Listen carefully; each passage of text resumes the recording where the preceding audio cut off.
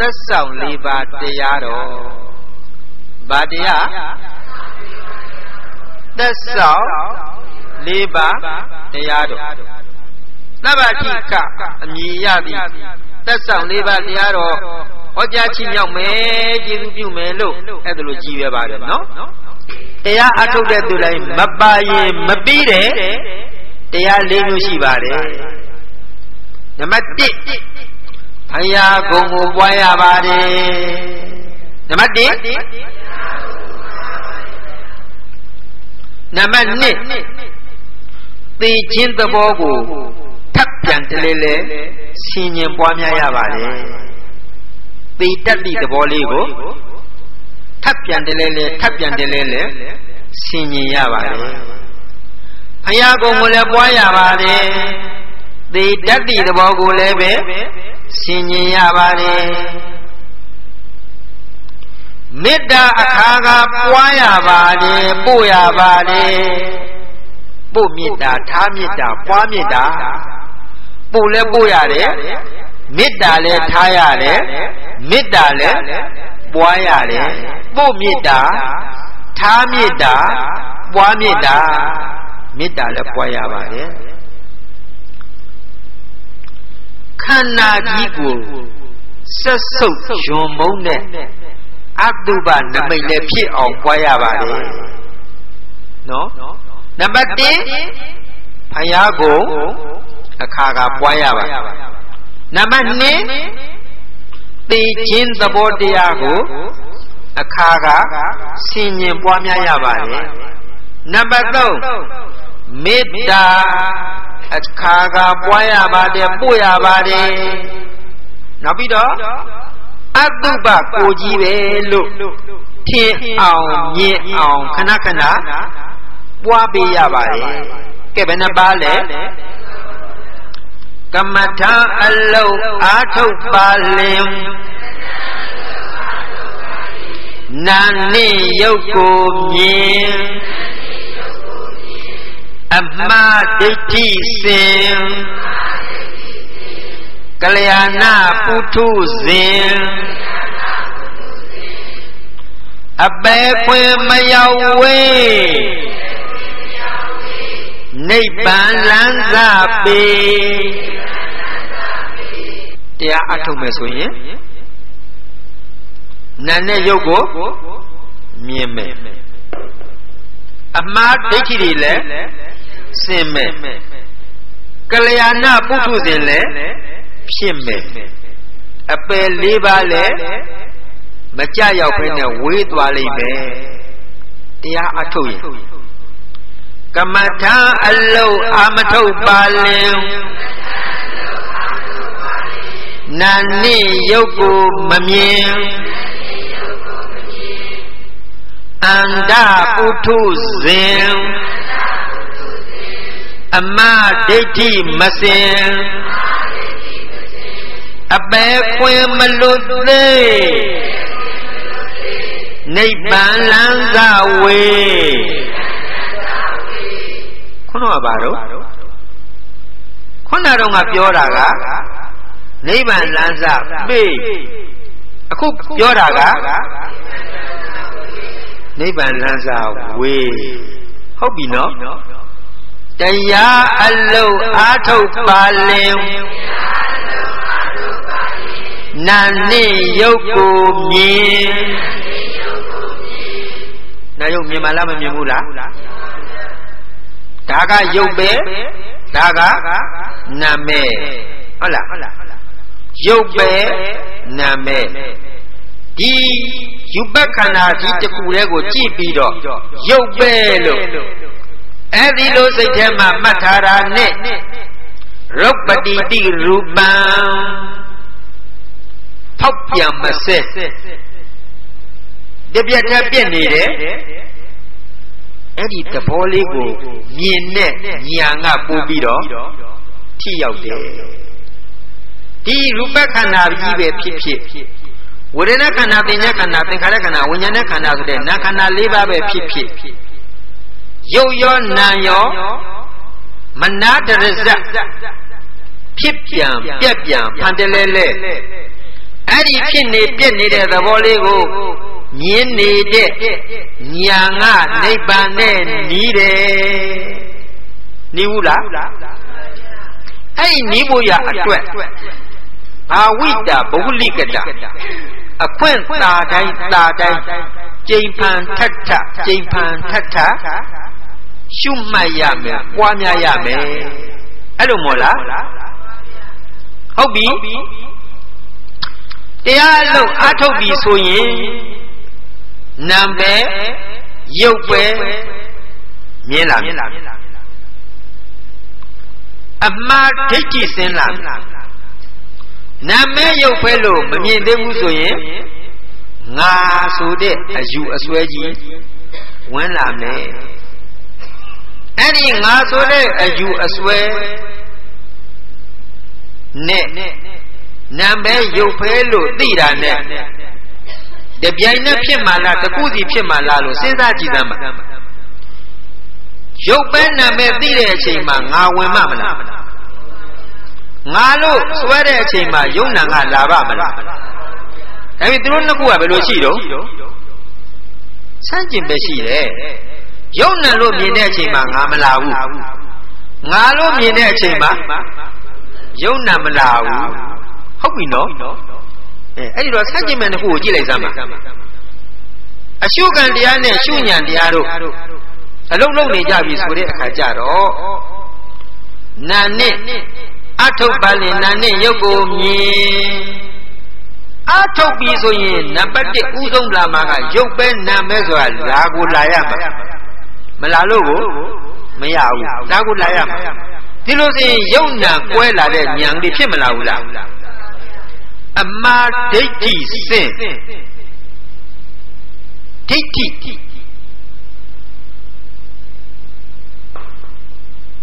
အယူအစွဲကြီးပဲကလျာဏပုထုဇဉ်ဖြစ်လာပြီဆိုရင်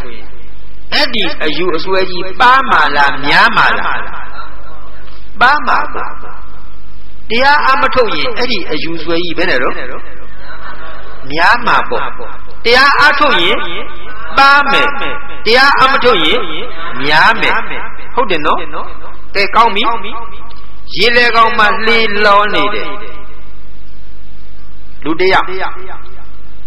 သူ့လက်ထက်မှာတက်ကင်ထားတယ်ဘာလို့ရမလဲတက်ကင်ထားလော်မာပေါ့လော်မာလားမလော်ဘူးလားဒါပေမဲ့စီးတဲ့လေကြီးကအကွဲကြီးဖြစ်နေတယ်ဘယ်လေကိုစီးထားတော့လေကွဲကြီးကိုစီးထားတယ်လေကွဲကရေဝင်မှလားမဝင်ဘူးလားလေကွဲကလည်းရေဝင်သေးတယ်လက်ကလည်းတက်မကြီးကင်ပြီးလောနေရသေးတယ်နှစ်ခုလုံးတပြိုင်တည်းဖြစ်မနေဘူးလားလေကွဲရေဝင်တာများသွားရင်ဘယ်လိုဖြစ်မလဲမြုပ်သွားမယ်လော်တာကကန်းကိုမြန်မြန်ရောက်သွားရင်လွတ်သွားမယ်အမြုပ်ခံမလားကန်းကိုမြန်မြန်ရောက်အောင်လုပ်မှလားကမ်းမော်မြန်မြန်ရအောင်လုပ်ရမှာအခုလောလောဆယ်လေကြီးကိုတော့စီးမိရတာဖြစ်နေနော်ခန္ဓာကြီးဟူသောလေကြီးကို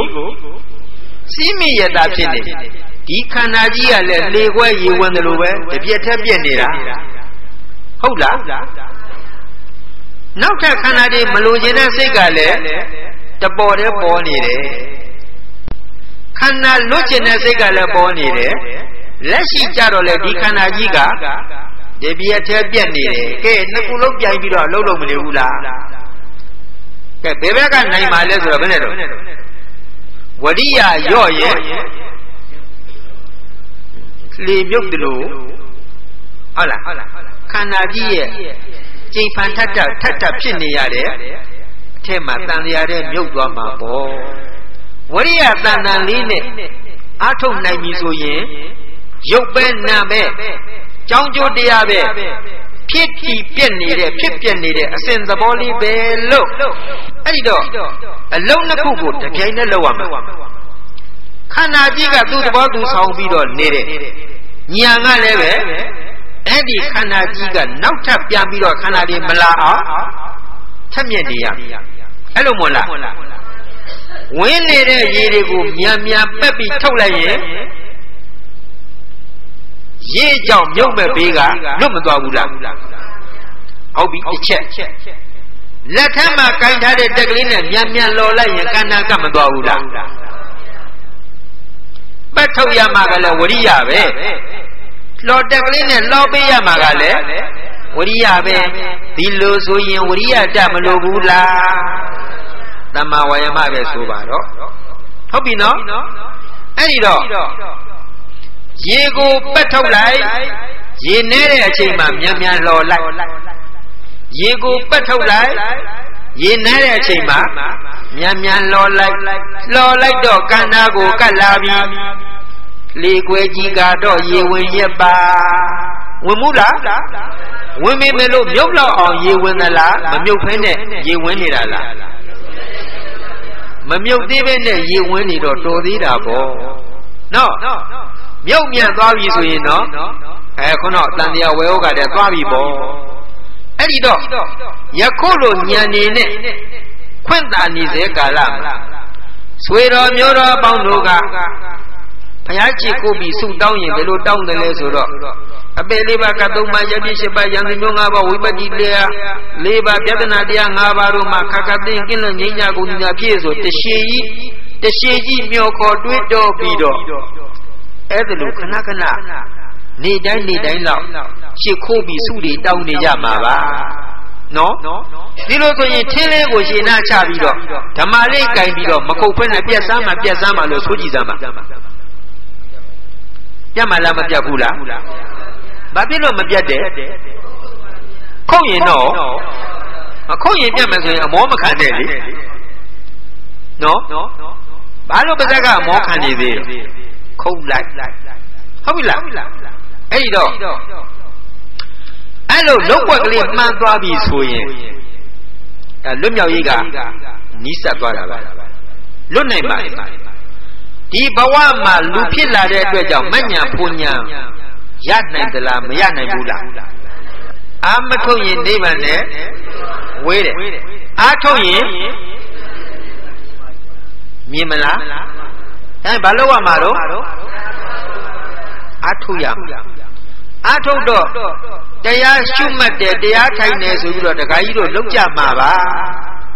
လောက်ဘူးလားလောက်ပြီနော်တရားထိုင်တယ်ဆိုပြီးထိုင်ကြမှာပါထိုင်ပြီမို့လားထိုင်ပြီးတဲ့နောက်ကြတော့ခန္ဓာကိုယ်ပုံစံကိုအဝေးရကြည့်လိုက်ရင်တော့ငြိမ့်နေမှာပဲငြိမ့်ဘူးလားတင်ပလင်ခွေကထိုင်နေပါခါမှာဖြောင်းမြောင်းတာမလုံးအိမ်တွေငြိမ့်နေစိတ်တွေမလွင့်ပါမျက်စိမိတ်ခါကောင်းတဲ့ပါစိတ်မာနာဝထာဝိနာထွက်တာစုဆိုင်ကရှုပါယောဂီများအမတ်ဆုံးလင်းနိဗ္ဗာန်ခွင်ပြေးဝင်ကြရောက်သွားဟုတ်သားပဲဟုတ်ဘူးလားဟုတ်ပါဗျာဒါပေမဲ့အဲ့ဒီတိုင်းဖြစ်ရလားဖြစ်သလားမဖြစ်ဘူးလားကိုယ့်ဘကိုသိတယ်လေနော်စိတ်ထဲဝင်ကြည့်လို့မှမရတာကိုစိတ်ထဲမှာဘာတွေဖြစ်နေမှာတော့ကိုယ့်ကိုသိတယ်နော်ထိုင်းနာနေတာငြိမ့်နာနေတာလူသာငြိမ့်နေတာစိတ်ကငါမပါပဲအာထုတ်တာလားငါနဲ့အာထုတ်နေတာလား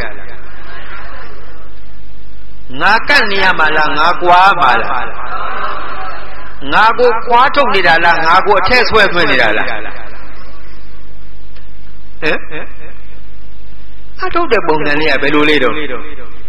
ငါမခံတာဘူးလားနည်းနည်းလေးကြားလာတော့ဘာဖြစ်တော့ဝေဒနာပေါ်လာတာဟုတ်လားဝေဒနာပေါ်ပြီးမေ့ပြီးတော့ကျွတ်နဲ့တော့လုံးလေးပေါ်မှာပေါ်ကြာဖိထိုင်ထားတာကိုတရားအထုတ်ရင်ဝမ်းမြောက်ဝမ်းသာအထုတ်ရတာရွှင်လန်းကြီးလင်းပေါ့ပါလေးနဲ့အထုတ်ရတာနော်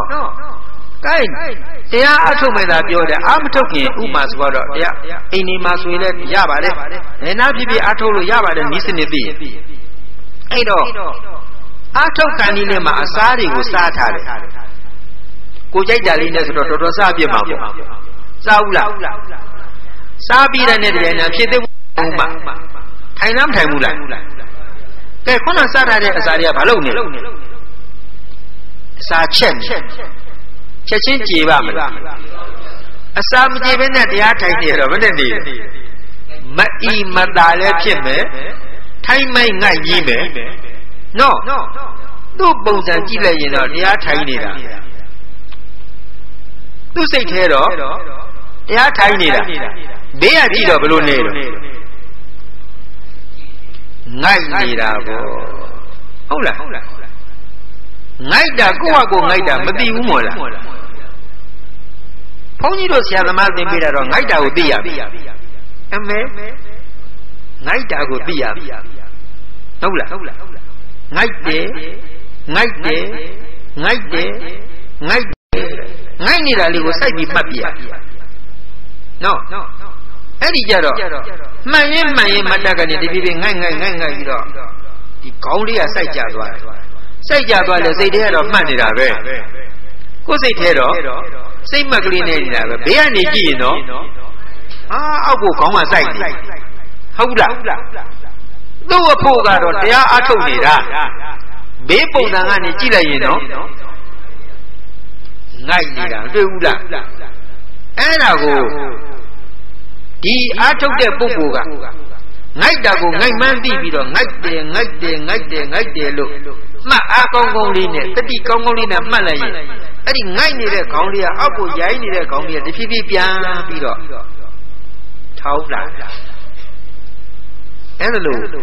မှတ်ဖူးသလားအဲ့ဒါလို့ငိုက်တာလေးကိုစိုက်ပြီးတော့မှတ်ဖူးသလားမမှတ်ဖူးသေးဘူးမှတ်ဖူးရင်ဒီတခါထိုင်တဲ့အခါလုတ်ကြည့်လိုက်ပေါ့ငိုက်လာပြီဆိုရင်ငိုက်တယ်ဟုတ်တယ်မလားနိုင်ရင်နိုင်မနိုင်ရင်အဲ့နာခုဖြည်းဖြည်းအိတ်တော်သွားမှာပဲအဲ့လိုတော့ငိုက်တာအသားလေးလဲလိုက်ရုပ်ရှိတာဟုတ်တယ်မလားနောက်ပြီးတော့အဲ့ဒါလို့မဖြစ်တော့လည်းပဲငုတ်တုတ်ကြီးထိုင်ပြီးတော့ဘေးကကြည့်ရင်တော့တရားထိုင်တာအမှတုတ်ကြတော့ဗာပြန်အိပ်ပြောတာရှိနိုင်တယ်ရှိနိုင်သလားမရှိနိုင်ဘူးလားထိုင်ရင်အိတ်တာအကျင့်လေးရှိရင်ရတယ်တော့နော်အိမ်ဒီမပြတ်ကိုအဲ့ဒါထိုင်ရင်လည်းအိပ်လို့ရတယ်ဒါလည်းအကျင့်ပဲအဲ့ဒါလေးအားလုံးကိုတတိလစ်သွားလို့ဖြစ်တာတတိမလစ်ရင်မဖြစ်ဘူးအဲ့ဒီတော့ကာမဂုဏ်အာယုန်လေးနဲ့ပတ်သက်ပြီးတော့လဲစဉ်းစားနေတတ်ပါတယ်အစဉ်အတန်အနာအယတာအတွေ့အထိကြံစီစိတ်ကူးမှုအဲ့ဒါလေးအပေါ်မှာစိတ်ရောက်ပြီးတော့လည်းပဲရှုမှတ်နေစေဖြစ်တဲ့အမှတ်ခံရဲ့အပေါ်မှာမှတ်နေတဲ့ဉာဏ်ကလေးကိုမတင်နိုင်မဲနဲ့လည်းချောနေတတ်ပါတယ်ဒါအထုတ်တဲ့အခါမှာတွေ့ရတဲ့သဘောလေးတွေနော်ဗျာပါရကြောင်းကြမှုလေးတွေလည်းအဲ့ဒီအထုတ်နေတဲ့ကာလမှာဝင်နိုင်ပါတယ်စိတ်ထဲမှာဝင်နိုင်တယ်နော်ဘေးပုံစံကြည့်ရင်တော့တရားထိုင်နေတာနော်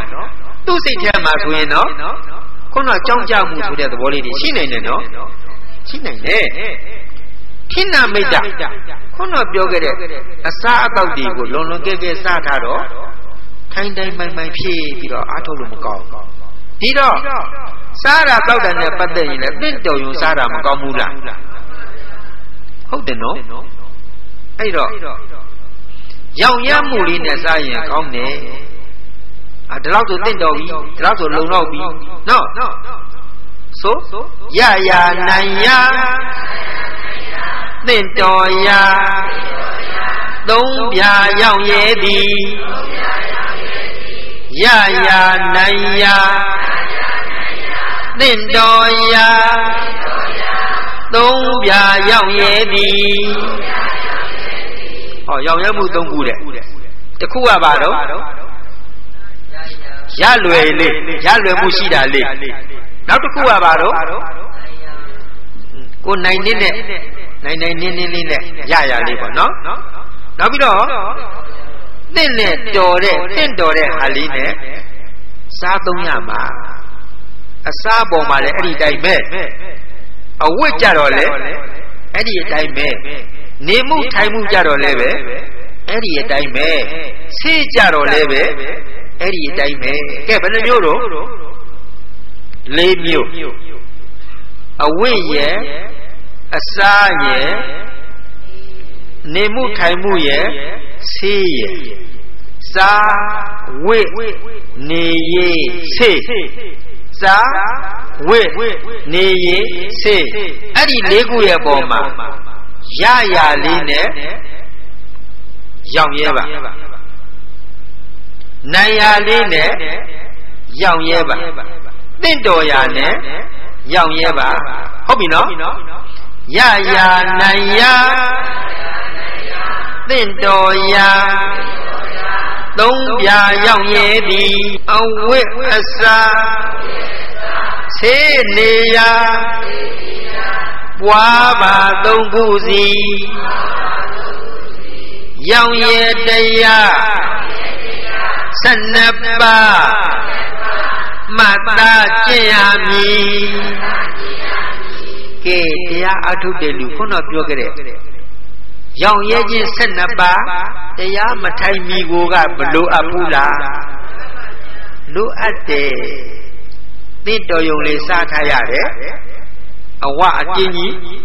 စားရင်တရားထိုင်တဲ့ကအဆင်မပြေဘူးဟုတ်တယ်နော်အဝတ်တွေကလည်းသိတော်တာလေးမဟုတ်ဖ ೇನೆ အလားအပါတွေပါလိနဲ့အကုန်လုပ်ပြီးနေရင်တရားထိုင်တဲ့အဲ့ဒီလှလှပပဝေစားထားတဲ့ဘာဆိုင်လို့တော့ဘာမှကိုမဆိုင်ဘူးနော်အဲ့ဒီအဝတ်ကြောင့်ကအနောက်ကျဖြစ်နေတတ်တယ်ဒါကြောင့်အဝတ်ကြတော့လည်းပဲသိရတော်ရအစဉ်ပြေရလေအခုဆိုတော့ယောဂီတွေဆိုရင်ယောဂီဝတ်တွေဝတ်ကြတာနော်အဲ့ဒီပန်းလေးတွေဒါတော့မှယောဂီဝတ်တွေတော့မှအလှပလေးတွေပါလေးတွေနည်းနည်းကွန့်ကျင်ကြသေးတယ်နော်တတိနော်မလို့ပါဘူးအဲ့လောက်ကြည့်နောက်ပြီးတော့နေရာထိုင်ခင်းလေးဟောကိုရတဲ့နေရာလေးပေါ့ဘယ်နာလေးရပေါ့နော်နေရာကိုကြီးမများရပါအစာကိုကြီးမများပါနဲ့အဝတ်ကိုကြီးမများပါနဲ့နေရာကိုကြီးမများပါနဲ့ဆေးလည်းပဲကြီးမများပါနဲ့ဘယ်နှမျိုးတော့၄မျိုးအဲ့ဒီ၄မျိုးကိုရရနိုင်ရတင့်တော်ရဆိုတဲ့ရောင်ရဲမှုနဲ့မြောက်လိုက်စနစ်ရောင်ရဲခြင်းဘယ်နှပါတော့ရောင်ရဲခြင်း12ပါးဆိုနိုကြမှုနဲ့ရှင်သဖြင့်အသင့်ရှိရမည်နိုကြမှုနဲ့ရှင်သဖြင့်အသင့်ရှိရမည်တရားအထုတဲ့ပုဂ္ဂိုလ်ကနိုးကြတဲ့ဓာတ်ကအလိုလိုမိနေရတယ်ဟုတ်ဘူးလားနိုးကြရတယ်ထိုင်မိုင်းမနေရဘူး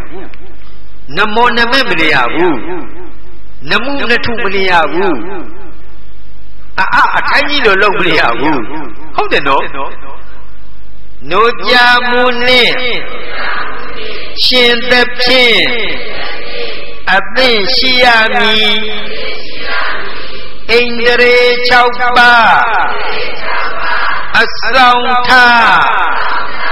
တကား6ပေါက်လုံးရမည်မျက်စိနာနှာခေါင်းလျှာကိုယ်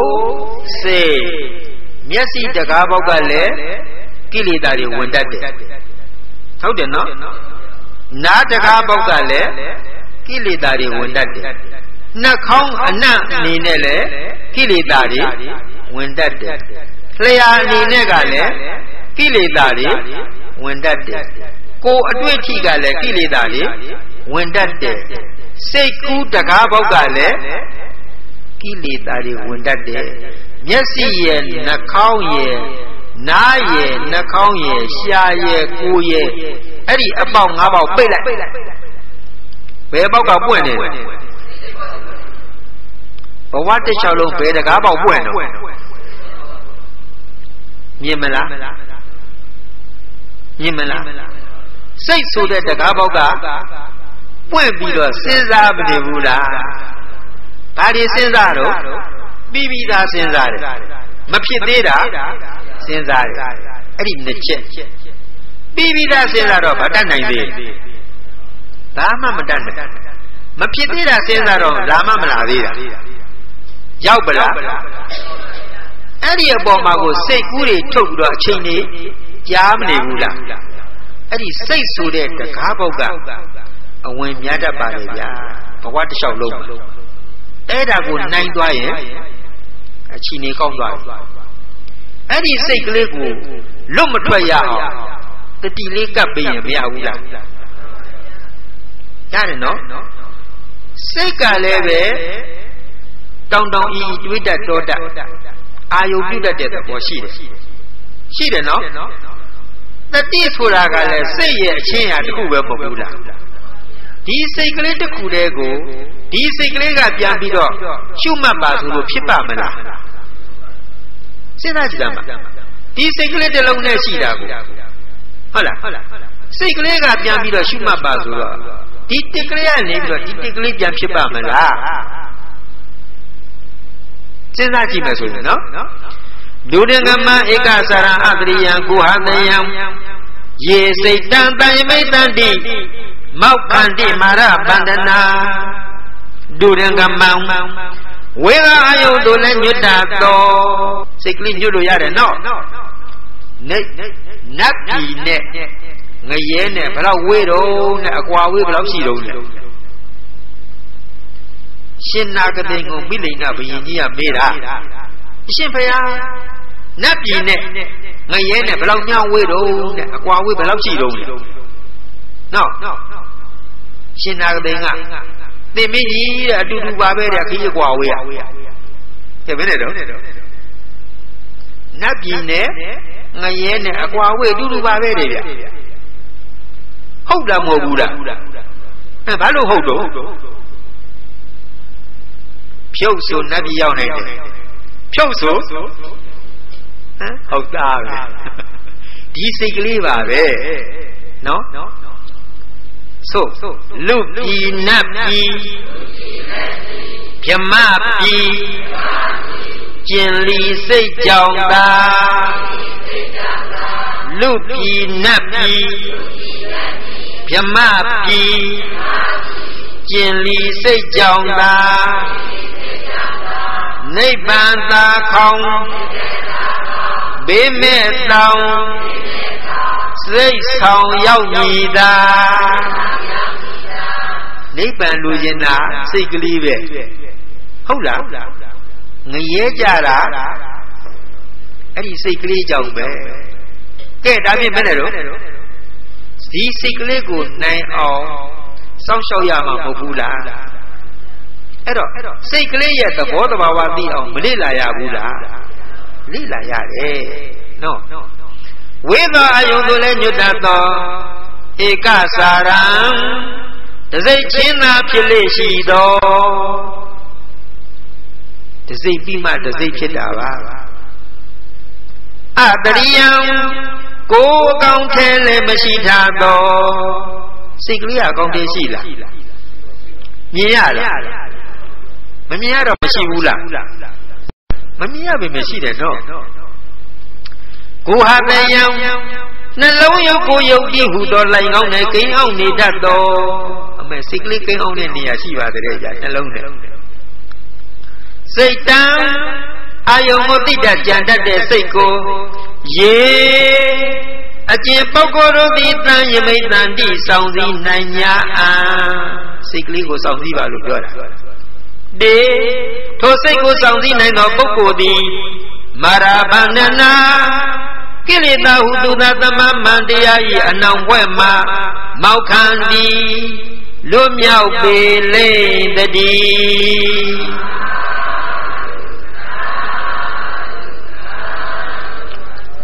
စိတ်ကိုဆုံးမနိဗ္ဗာန်ရဗုဒ္ဓလမ်းညွန်သည်စိတ်ကိုဆုံးမချမ်းသာရဗုဒ္ဓလမ်းပြသည်ချမ်းသာခြင်းဆိုချမ်းသာခြင်းကစိတ်ကလေးပါတကယ်ပစ္စည်းတွေရှိတာကတော့ပေါ်တာပါဘယ်မလို့ချမ်းသာလဲပစ္စည်းပေါ်တာလားချမ်းသာတာလား ပစ္စည်းပေါ်တာများတာပါချမ်းသာတာမဟုတ်ပါဘူးနော်စိတ်ကလေးချမ်းသာတာကပစ္စည်းရှိရှိမရှိရှိချမ်းသာအောင်နေတတ်ရင်ချမ်းသာတယ်အဲ့လိုမို့လားအဲ့ဒီတော့ဒီတရားလုပ်ငန်းတွေမလုပ်ဘူးတရားတွေကိုမနာဘူးတရားနာကိုမကပ်ဘူးဆိုရင်စိတ်ရိုက်ကြီးနဲ့နေမှာပေါ့ဟုတ်လားမပြုတ်ပြင်းတဲ့စိတ်အရိုက်ကြီးနဲ့နေမှာပဲမို့လားစိတ်အရိုက်ကြီးနဲ့နေမှဝင်နိုင်မှာမလားဝင်နိုင်ဘူးဒါကြောင့်တရားအားထုတ်ဖို့လည်းလိုတယ်တရားနာဖို့လည်းလိုတယ်သူတော်သူကောင်းကိုသူတော်သူမြတ်ကိုလည်းပဲစီကပ်ဖို့လိုတယ်နော်သူတော်သူမြတ်စီကပ်သူမှာမြတ်သောအကျိုးရယူတိကြသောတာပန္နဖြစ်ရလေတာကြိုက်မလဲနော်မမလွဲရမြေနိဗ္ဗာန်သာဘသူပေါင်းသိရမယ်သူတော်သူမြတ်ကိုပေါင်းရဒါဖြင့်အချက်တစ်ချက်ရပါလားကိုယ့်ဘဝမှာဘသူပေါင်းရမယ်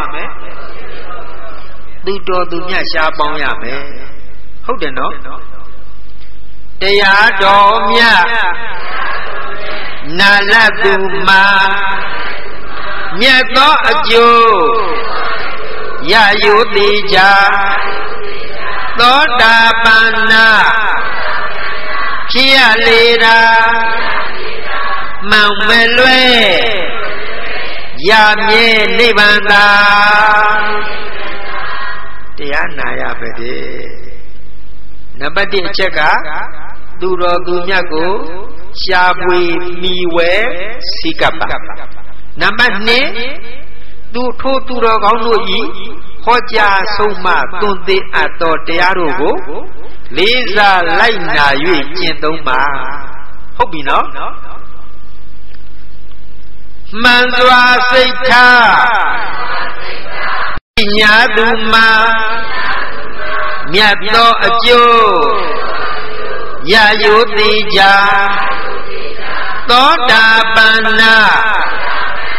ဖြစ်ရလေတာမောင်မလွဲရမြဲနိဗ္ဗာန်သာ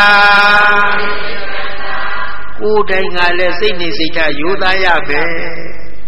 ဟုတ်လားသူတော်သူမြတ်ကိုပေါင်းသိတာလည်းမှန်တယ်တရားနာတာလည်းမှန်တယ်စိတ်နေစိတ်ထားမဖြောင့်စင်းရင်ဘယ်နဲ့လုပ်မလဲကဲမယူသားရင်ဘယ်နဲ့လုပ်မလဲနိဗ္ဗာန်နီးပါမလားသောတာပန်ဖြစ်နိုင်မှာမလားကိုယ်စိတ်ကလေးကိုယ်ကမှမဖြောင့်မစင်းမယိုးမသားဖြစ်နေတာဘယ်လိုလုပ်ပြီးတရားထူးရမှာတော့အဲ့ဒါလေးနဲ့သတိထားရမယ်နော်စိတ်ယိုးတယ်မယိုးတယ်စိတ်နေဖြောင့်တယ်မဖြောင့်တယ်ကိုယ်စိတ်ကိုစစ်လေဟုတ်တယ်မလားတရားအလုံးအားထုတ်သူမှာမြတ်သောအကျိုးရယူတိကြသောတာပန္နဖြစ်ရလေတာမောင်မလွဲရမြဲနိဗ္ဗာန်သာဘာလို့ရမလဲတရားအားထုတ်ရမယ်ဟုတ်ပြီနော်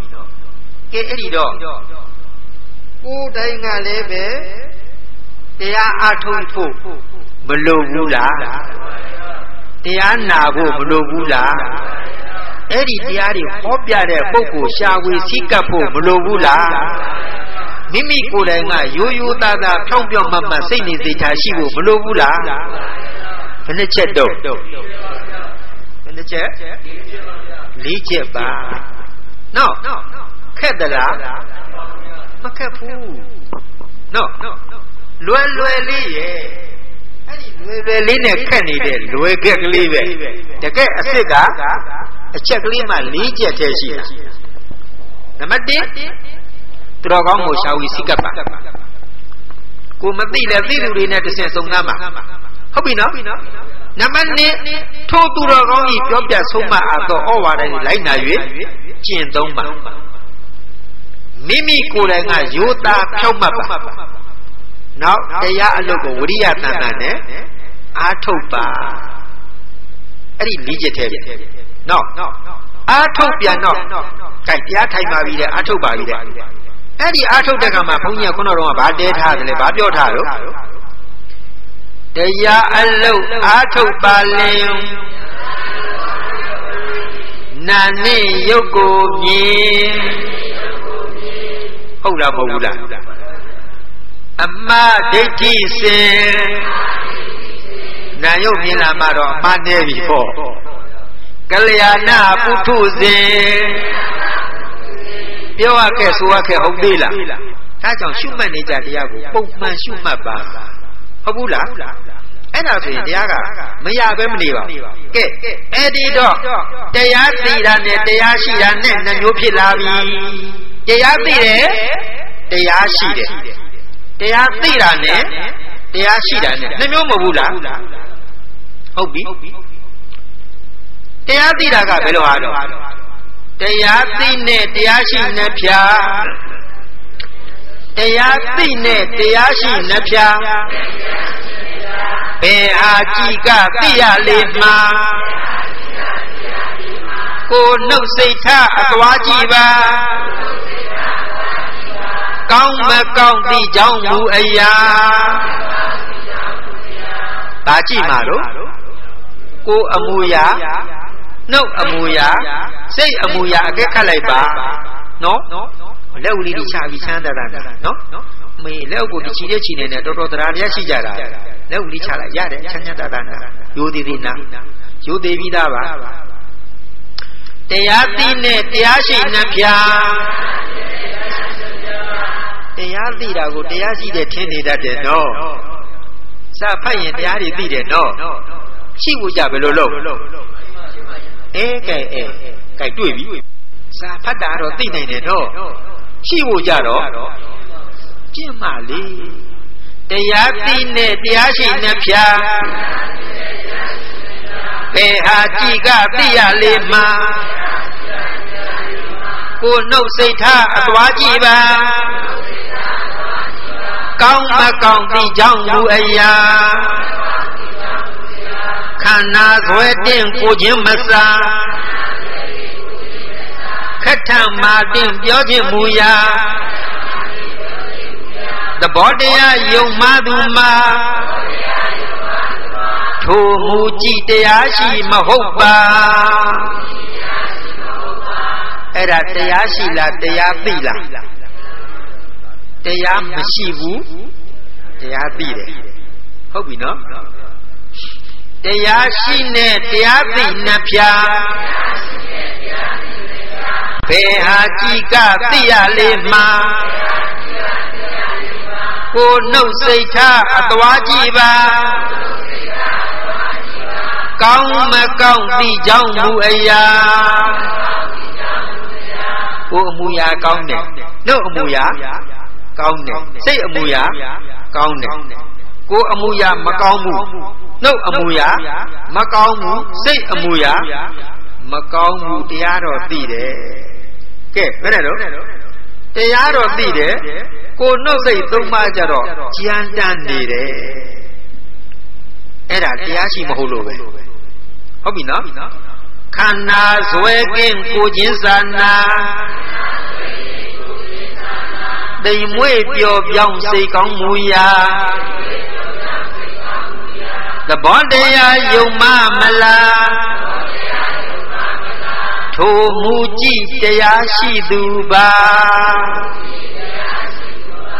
ကဲတရားရှိတဲ့ပုဂ္ဂိုလ်ဘယ်နဲ့တော့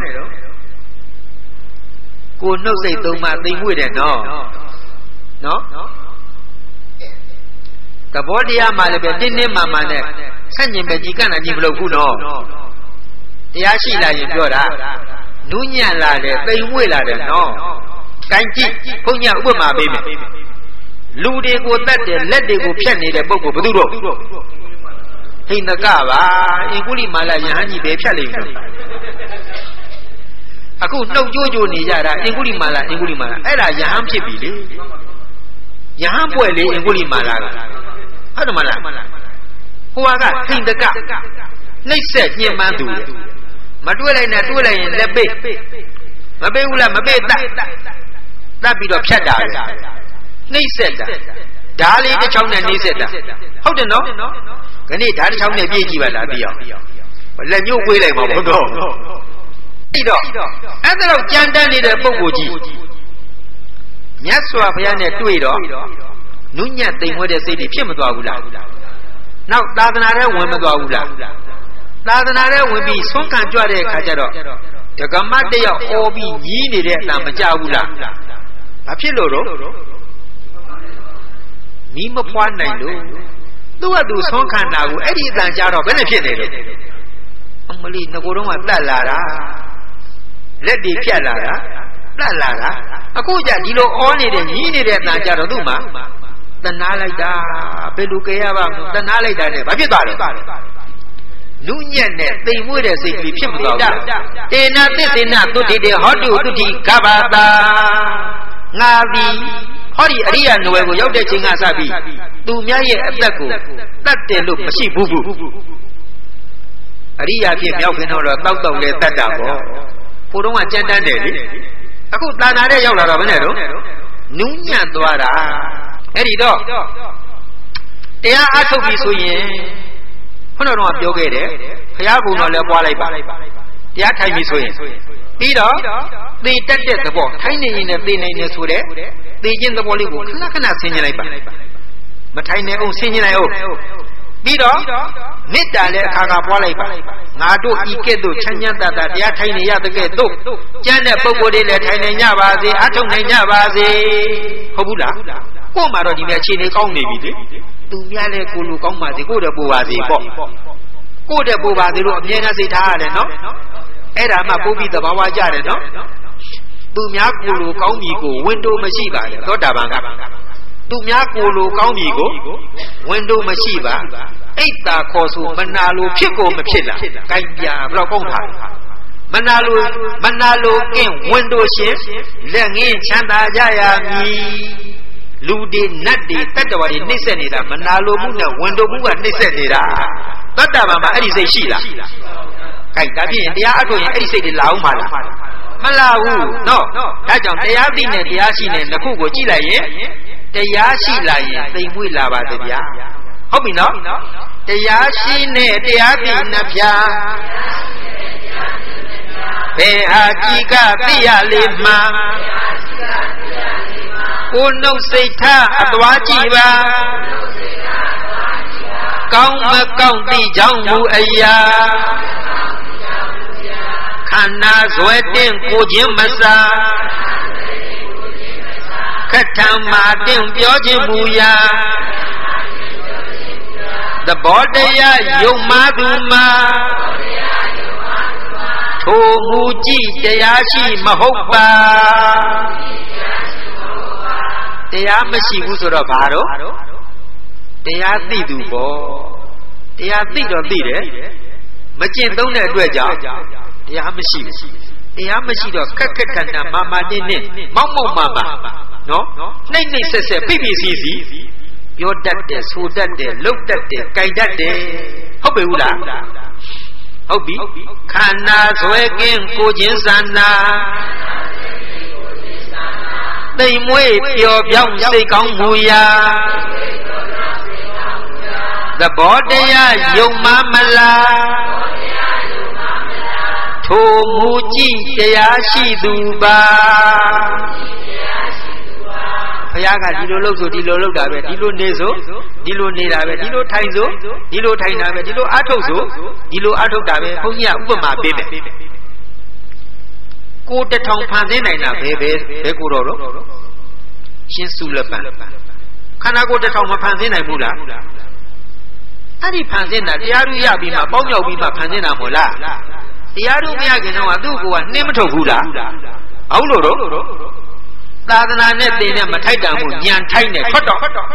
ပြောဘူးလားအဲ့တော့သူကငိုးပြီးတော့ထွက်မှာမဟုတ်လားမြတ်စွာဘုရားနဲ့တွေ့တော့မြတ်စွာဘုရားဘယ်နဲ့တော့သင်အကိုရဲ့သာသနာလားငါသာသနာလားတဲ့အရှင်ဘုရားရဲ့သာသနာပါဗျာဒီလိုဆိုရင်လာခဲ့ထွက်เสียမလို့ဘူးနော်မြတ်စွာဘုရားကခန္ဓာကိုယ်ကြီးလိုက်တဲ့ခေါ်သွားတယ် ခေါ်သွားပြီးတဲ့နောက်ကြတော့ငါတို့ကဆွန်ကုန်းပေးကြွမယ်တင်ကဒီနာလေးမှာအားထုတ်ရေနိုင်ရဘက်ကိုမျက်နာမူဟောဒီကအဝတ်ကလေးကိုရာဇောဟရဏံနော်အဝတ်ဖြူလေးကိုလက်ထဲမှာဖန်ဆင်းပေးခဲ့တာပေါ့ဒါလေးကိုထပ်တဲလဲပို့လိုက်အဲ့ဒါလိုပို့ရင်မတက်ကနေပြီးတော့မဖြစ်လာဖြူဖွင့်နေတဲ့အဝိစာလေးရညစ်နှောင်းသွားတယ်ကြေမွသွားတယ်ငကိုပုံပန်းတန်တာကိုစွန့်သွားတယ်မြဲသလားမမြဲဘူးလားမမြဲပါလားညာပေါက်သွားဘူးလားအဲ့ဒီမမြဲပါလားလို့ညာပေါက်တာနဲ့အတိတ်ဘဝတုန်းကတိုင်းကလက်လက်မင်းဖြစ်တုန်းကတိုင်းပြည်လက်လက်တုန်းကချွေးကြလို့လက်ကင်ပွာလေးနဲ့တုတ်လိုက်တော့ညစ်သွားတုန်းကအနိစ္စလက္ခဏာထင်ခဲ့ဘူးတဲ့မျိုးစီကြခဲ့ဘူးတဲ့အဲ့ဒီမျိုးစီကိုမြတ်စွာဘုရားကမြင်တော်မူတော့အခုအဝတ်ကလေးကိုပေးပြီးတော့ပုတ်ခိုင်းလိုက်တဲ့အခါကျတော့ငကိုတုံးကထင်ခဲ့တဲ့အနိစ္စလက္ခဏာကဒီမှာဒိုင်းကနေလာပေါ်ပြီးတော့တရားညာပေါက်သွားတာဘလောက်တရားညာပေါက်တယ်လဲ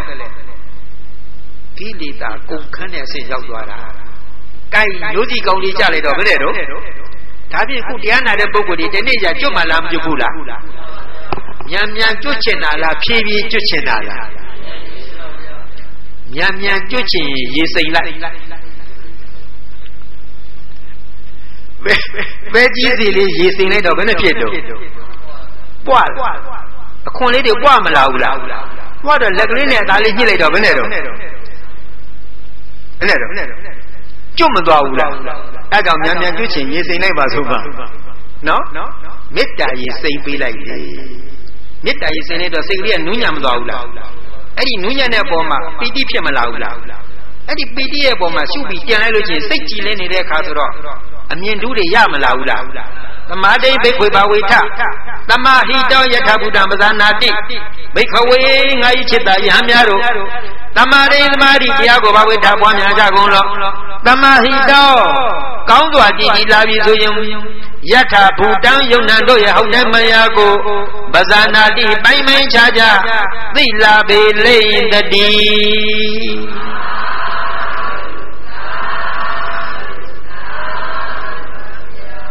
စိတ်ကလေးတီးလာပြီဆိုရင်ကြီးမလာဘူးလားကြီးလာတဲ့ဆိုရင်ရေကြည်ကြည်လေးငုံကြည့်ရင်အရိပ်ပေါ်လားမပေါ်ဘူးလားရေနွေးတွေပုတ်ပွက်ဆူနေတဲ့ရေလေးတဲ့ကိုငုံကြည့်တော့အရိပ်ပေါ်လားစိတ်ထဲမှာလောဘဒေါသမောဟဆိုတဲ့အပူတွေလိုက်ရိုက်နေတဲ့စိတ်ကလေးဟာကြည်ကြည်လင်လင်ရှိပါမလားလောဘဒေါသမောဟတဏမာနဒိဋ္ဌိဝိသိကိစ္စတွေနဲ့ပူနေတဲ့စိတ်ကလေးကကြည်လင်မလားမကြည်ဘူးမေတ္တာလေးပို့လိုက်တော့အဲ့ဒီကြည်လင်နှုံးလေးရှုလိုက်ရင်မနဲ့တော့ဓခနဲ့မျိုးစီကြသွားမယ်ဟုတ်ပလားဒါကြောင့်တရားအထုတ်ရင်လေးလေးစားစားအထုတ်ပါဟုတ်ပြီနော်အဲ့တော့တရားထိုင်တဲ့အခါမှာဘုရားကုံကိုလည်းပွားလိုက်ပါသေတက်တဲ့သဘောသေခြင်းသဘောကိုလည်းပွားလိုက်ပါမေတ္တာကိုလည်းပွားလိုက်ပါအဲ့ဒီပွားနေတဲ့ဒီခန္ဓာကိုယ်ကြီးကိုပြန်ပြီးကြည့်လိုက်စမ်းပါအတုပကိုကြီးပဲဟုတ်လားကေတာလောမနခဒန္တာတသောမန္တနာရုအတ္တိမိစ္ဆံဝကံရယယကနံကိလောမကံပိယကံပပတံ